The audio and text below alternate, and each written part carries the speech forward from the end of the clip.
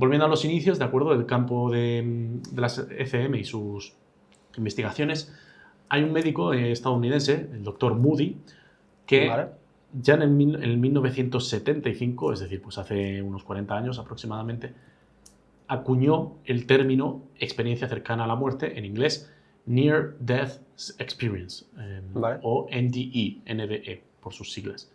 La ECM la documentó en un libro que se llama Vida después de la vida, que curiosamente es el mismo título que tiene el libro del doctor Manuel Sansegarra, que es un libro que sacó hace un año o 2 años, en 2025, si no recuerdo mal, acerca precisamente de esta fenomenología que él ha estado recopilando como médico cirujano principal de la rama oncológica, creo que es, Barcelona, ¿no? de Barcelona, que comentaremos más adelante sobre.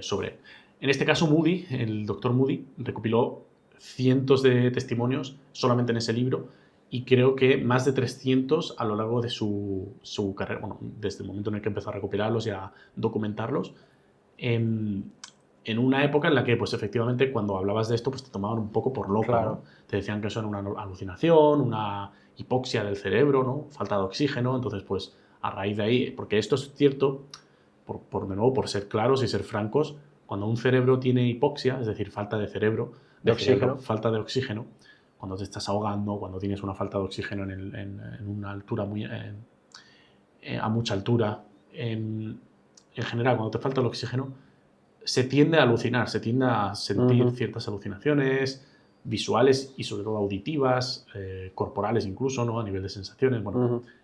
Pero este caso es muy distinto, porque cada médico que ha estudiado este tipo de casos, de fenómenos, concluye que no es una alucinación. Tú le pones este caso a un psiquiatra, le dices, oye, mira, tengo un posible caso de esquizofrenia, de alucinación, de X, de Z o de Y, de cualquier trastorno, y ningún psiquiatra, ningún médico, ningún científico que se precie, que tenga experiencia en ese campo, reconoce que eso sea una alucinación, porque no sigue el perfil de alucinación, no sigue el perfil de imaginación tampoco, no sigue ningún perfil, ¿de acuerdo? Ningún patrón clásico de este tipo de trastornos mentales o de episodios alucinógenos o episodios alucinantes, ¿no? No sigue ni siquiera el de las drogas psicodélicas, es algo totalmente distinto. Entonces, bueno, a partir de Dr. Moody, que empezó a investigar, a acuñar este término y a, digamos, enfocarse en este tema, hubieron como 3 investigadores que han llevado la batuta, digamos, en estas últimas décadas, Vale. que es el doctor Van Lommel. Van Lommel es un cardiólogo holandés. ¿Holandés? Sí, que publicó un libro, bueno, no sé si es un libro o un artículo, se llama The Lancet, como Lancet, ¿vale? Con Lancet, The Lancet, en el 2001, que fue uno de los primeros estudios realmente prospectivos, realmente concienzudos de experiencias cercanas a la muerte. O sea, ahí fue cuando se hizo un estudio, al menos en Europa, a nivel europeo,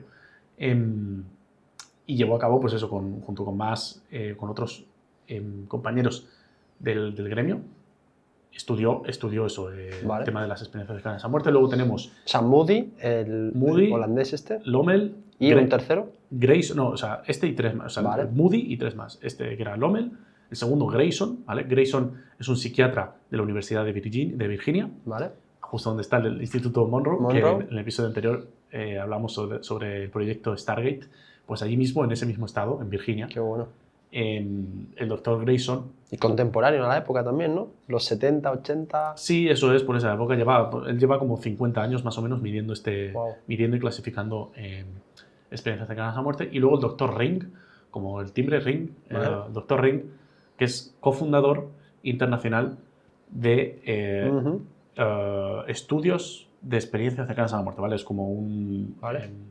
no sé si es una organización, pero básicamente es como uno de los cofundadores de este tipo de estudios de esta organización. Un instituto o algo, ¿no?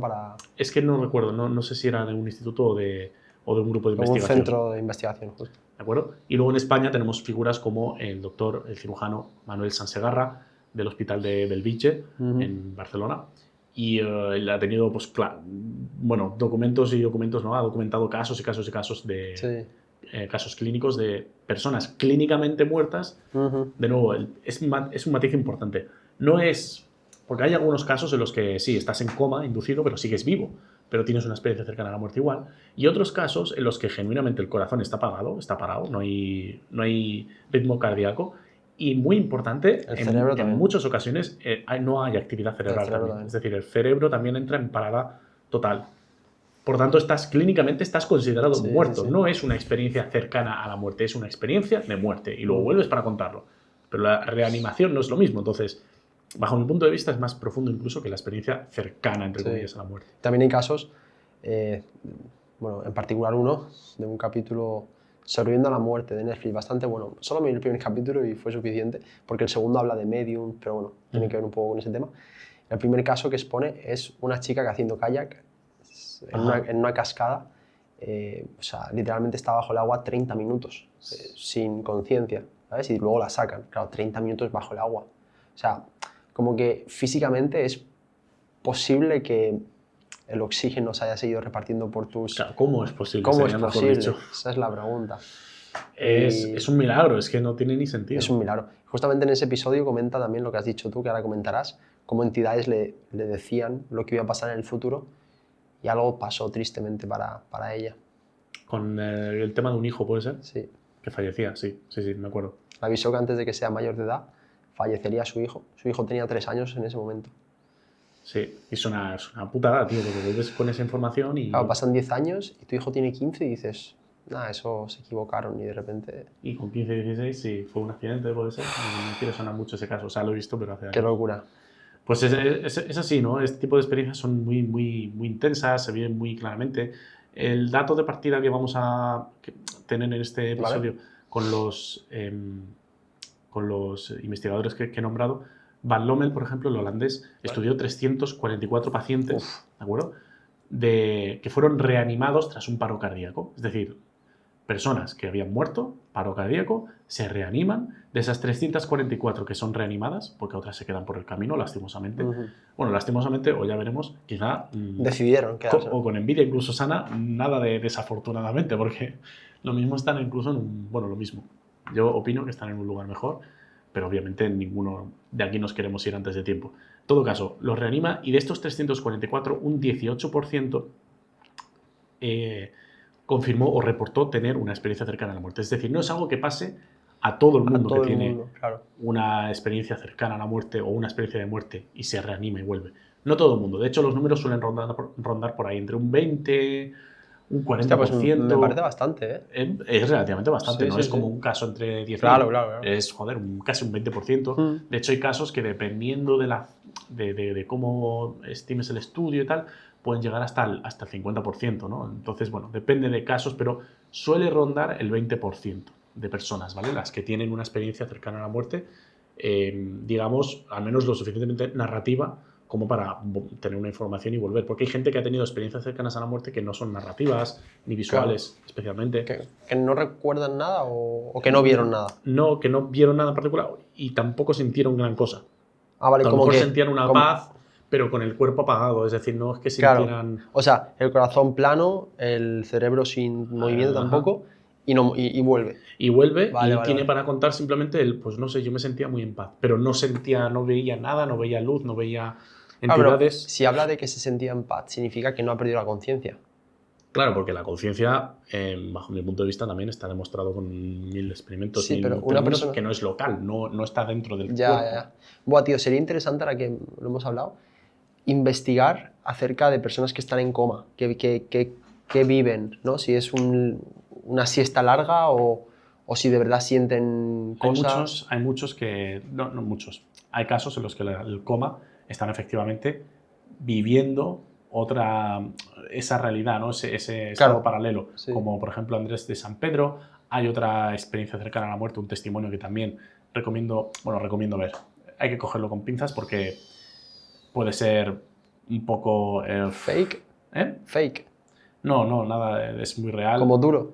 Pero sí, a algunas personas yo creo que no les interesaría escuchar eso, o a mí mismo, yo mismo, dentro de que lo investigo y tal, me parece un poco que, bueno, te puede, a nivel vibracional, a nivel energético, a nivel es Hostia. un poco querer, no es querer, es lo que hay, me refiero, pero yo no concibo tanto la idea de las advertencias, ¿no?, sobre el futuro y sobre qué cosas que van a pasar, que obviamente prefiero estar preparado, ¿no?, y entender un poco qué puede llegar a pasar, que no simplemente cerrar los ojos y decir esto no existe.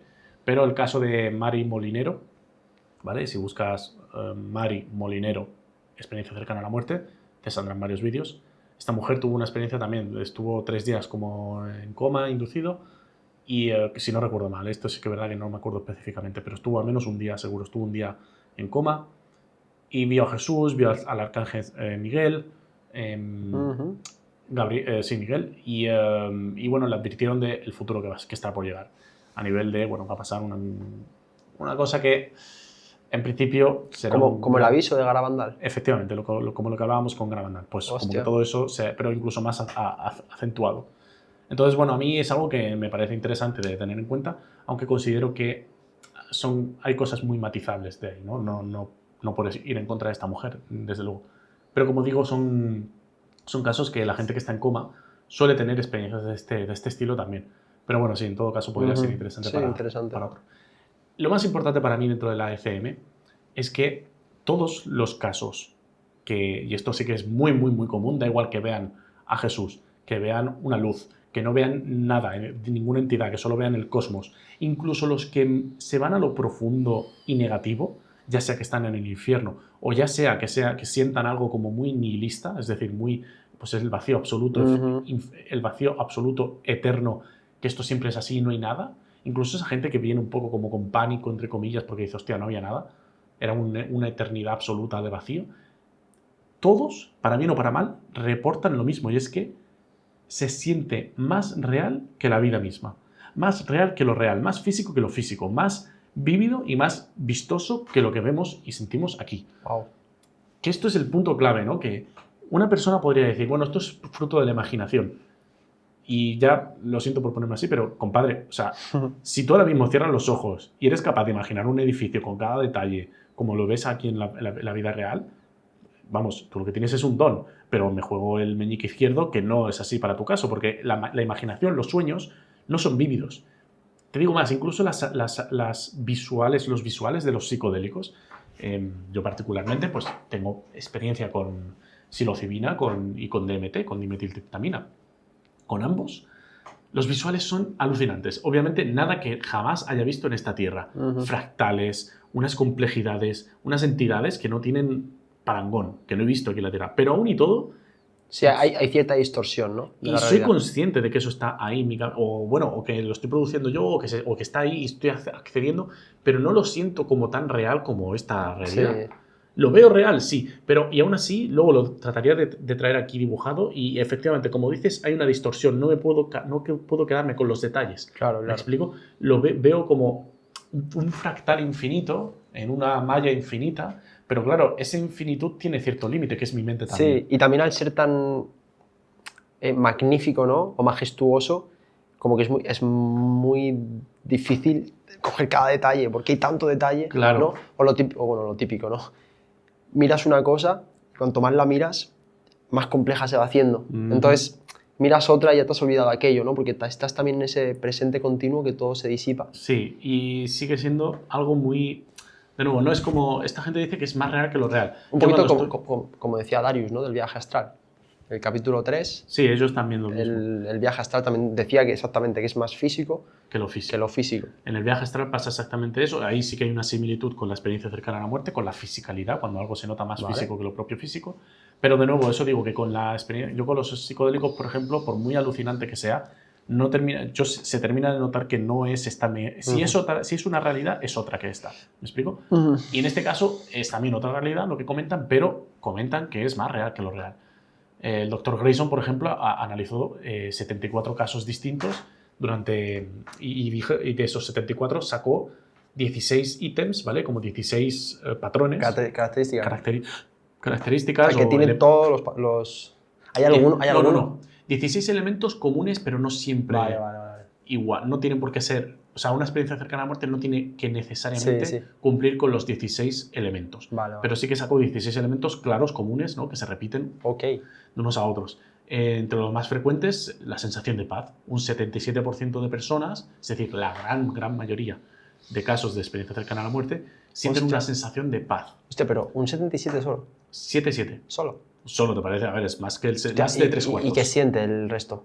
A ¿Miedo? ver, suele ser pánico, miedo, sí, ¿Sí? ahora luego hablaremos de esto también, Hostia. de estos casos, pero la gran mayoría suele ser una sensación de paz, un 64% hablan de una sensación de gozo, ¿vale? De enjoyment en inglés, de disfrute, Hostia. ¿bien? De la experiencia, alteración del tiempo, una revisión de vida, pero por ejemplo la revisión de vida, revisar tu vida, no siempre se procede, no siempre se ve. Claro. Algunas veces se ve con una entidad que te la presenta, una entidad, un ser de luz, un maestro iluminado, a veces un ser querido está acompañándote y tú revisas tu vida. Y entonces ahí también puede entrar alguna sensación no tan gozosa, porque obviamente estás viendo cuándo has hecho bien y cuándo has hecho el mal, Ujú, que esto es lo que hablábamos con el castigo de Garabandal en el episodio número 4, si no recuerdo mal. ujú. No, el Tres. 4 es... 5. No, el 3 es la salvia, o sea, el 3 es viajes astrales, es el 5. El 5, sí. 5 capítulos sobre Garabandal hablábamos de que ese aviso veremos nuestra alma como la ve Dios, que veremos todos, mi teoría es que ahí sí tendremos una experiencia cercana a la muerte sin pasar por el proceso de morir, que eso pues está guay, ¿no? No llegar a ese punto. Lo que sí que es bastante común, hasta el nivel de que incluso el que no lo termina de ver lo siente o está fuera de su cuerpo, es eso, es salir del cuerpo, como con los viajes astrales, se sale del cuerpo y se ve, muchos describen lo mismo, como que se ven a sí mismos en una tercera perspectiva, tercera persona, ven el entorno, ven a las personas, escuchan las conversaciones, que esto de nuevo, mucha gente puede, yo esto incluso lo he comentado con personas cercanas a mí, los más escépticos me dicen, bueno, pero es que esto puede ser el subconsciente que rellena el hueco, ¿no? ¿Qué tal? Y es como, no Sí, va por ahí. pero tan exacto. O sea, hay un montón de casos que he leído y he visto en un quirófano o de que pueden decir exactamente qué dijo, porque encima luego vuelven con la memoria como súper clara, nítida. súper nítida y clara. Saben decir exactamente qué dijo cada persona, incluso describir herramientas o utensilios que ellos no... de quirófano. Claro. En su puta vida han visto esa herramienta. Claro, yo mismo, o sea, ahora mismo cualquier persona que se pueda hacer una idea. Yo he visto, obviamente, películas, series, vídeos, sé lo que es un bisturí, solo faltaría. Pero o sea, yo no me podría ponerme a explicar ahora yo que sé, las 5 herramientas que tendría una persona.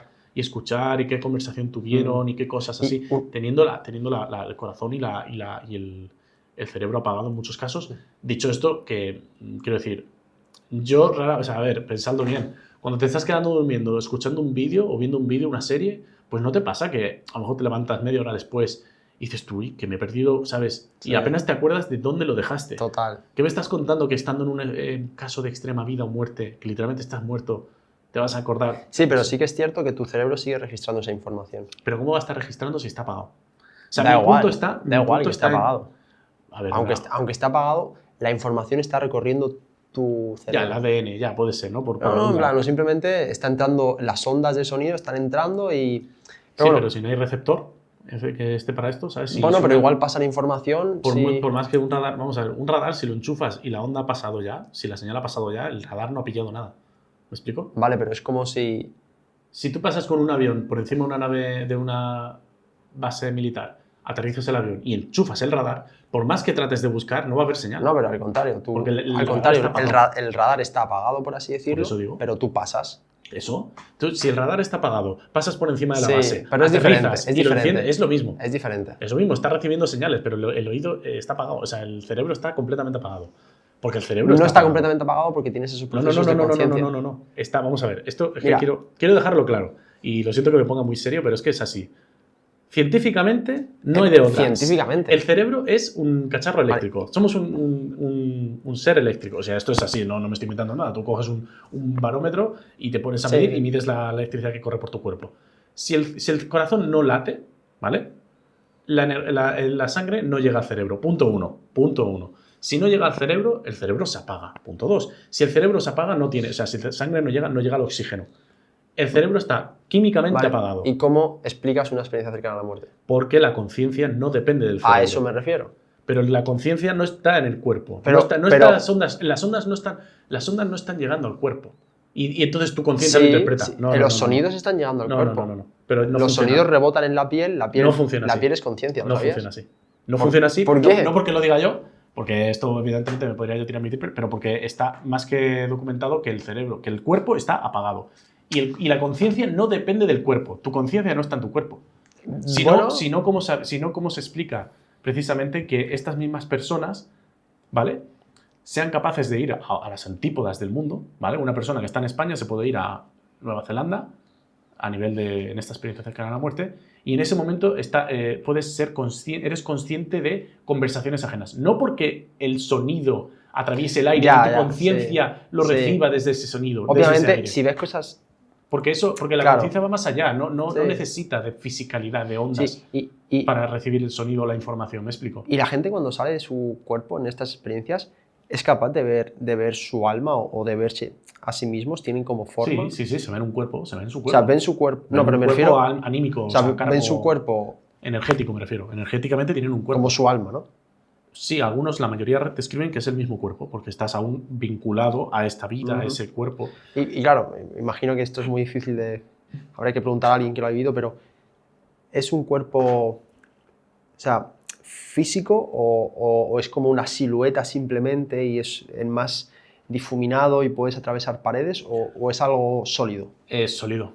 Sí que lo ven más O sea, luminoso. ¿más? Sí que no, más luminoso, como si Hostia, tu cuerpo qué bueno. estuviera hecho de luz física. Hostia. A ver, Me hace sentido, ¿no? Un poco. algunos casos, no todos los casos son iguales, entonces no es una regla fija, pero de nuevo para mí lo importante, como digo, no, es que el cuerpo es irrelevante. De hecho, la gran mayoría lo que describe es que se ven por encima del cuerpo y ven como curiosos lo que le están haciendo al cuerpo. Es decir, como si tú fueras al taller y ves a tu coche cómo lo están arreglando los mecánicos y le están sacando el motor y le aprietan las tuercas y tú te quedarías mirando y dirías... Sí, que no entras en pánico de... Oh. No, dices, uy, qué curioso están, yo qué sé. O sea, es como si de repente, o como, no sé, supongo que nos habrá pasado a todos, ver cómo metes el coche al lavadero automático, te sales del coche y ves cómo lo está lavando la máquina.